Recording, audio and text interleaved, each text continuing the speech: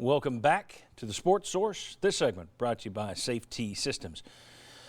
Whether it's world-class security systems with a local installation and monitoring that they offer, whether it's top-flight home entertainment systems that they design and put in for you, whether it's fire security systems which they put in, monitor, upkeep, maintain, Safety Systems is the group to call.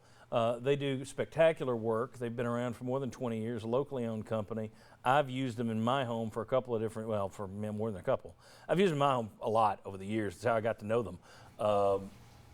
They do great work. Safety Systems, safetysystems.com.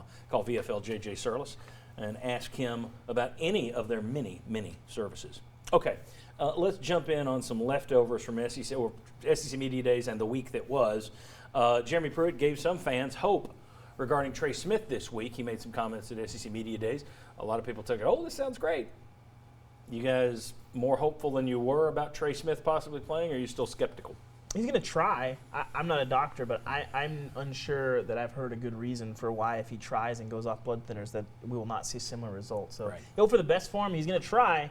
We'll see. It's up to the doctors. I'm glad I don't have to make any of those decisions. Yeah, I still don't think it's somebody, no knock on the kid. It's a terrible situation. I hate it for him. If they discovered this 3 years from now, he'd be a millionaire when they discovered it, and I wouldn't feel as bad. But I feel terrible for him, but I don't think you can count on it. And I think it's one of those things we were talking in the break. Fans tend to look at, oh, this is hopeful, this is hopeful, this is hopeful. Put it all together, and it's great. You may just get one or two of the things you're hoping for. Hopefully, if there's anything you get out of those types of hopeful things, he's one of them because tremendous player, seems like a great kid. He is, yeah. You'd like to see him get this taken care of, but I'm still skeptical. Yeah, and he is talking optimistically with his chances of playing, and that came out of SEC Media Days this week. But yeah, you have to go with you don't know, and even if he does come back and play, you don't know if he'll be able to continue because last year he did and then had to leave the team again. Ryan, let me go to you next. The number one quarterback in the country picked home state Texas A&M this week over Tennessee. Fill us in.